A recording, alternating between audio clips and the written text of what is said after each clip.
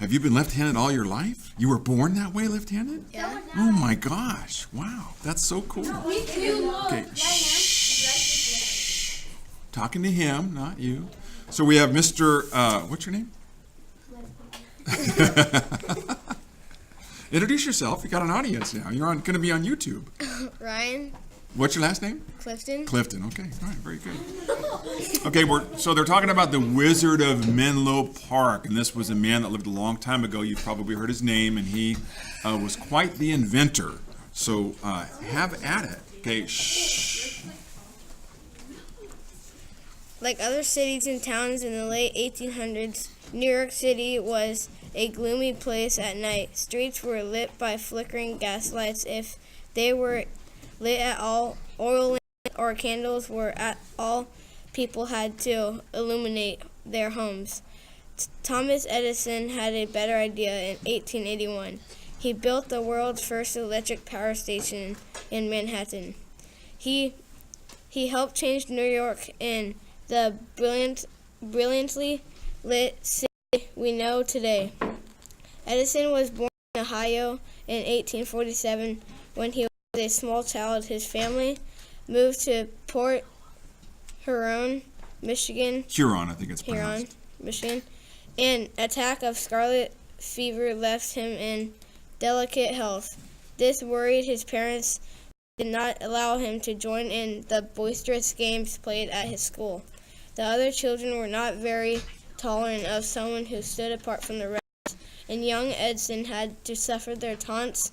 His mother, who was a teacher, decided to take him out of school. He taught him at home, where he learned quickly. He asked many questions and liked to experiment on his own to find answers. Nicely done. You read really well. Doing good. Keep going. Let's move this up a little bit so people can see it. Go ahead.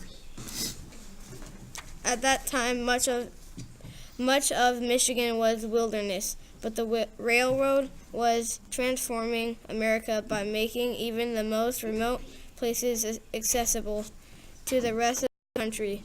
When the railroad came to Port Huron, it provided Edison with his first job. At the age of 12, he was given permission to sell newspapers and candy on the train that ran between his hometown and Detroit. He even printed his own newspaper, which he sold for 3 cents a copy. Okay, now question for you. So, if your parents allowed you to get on a train and sell candy, what candy would you sell on a train? I don't know. Really? No idea? No. Oh, what's your favorite kind of candy? Apple. You don't have a favorite kind of candy? Because I was thinking, my thought was, if I had to sell candy, I'd sell my favorite kind of candy, because then if nobody bought it, I'd get to eat it. That makes sense. Okay. Yeah. Shh. All right, go ahead.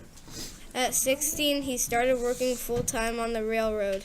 For the next 4 years, he was employed as a telegraph operator in different towns. However, there were large portions of the day when he had nothing to do, and Thomas Edison hated to be idle.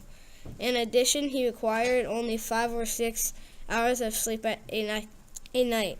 So it was during this time that he began working on inventions along with his experiments.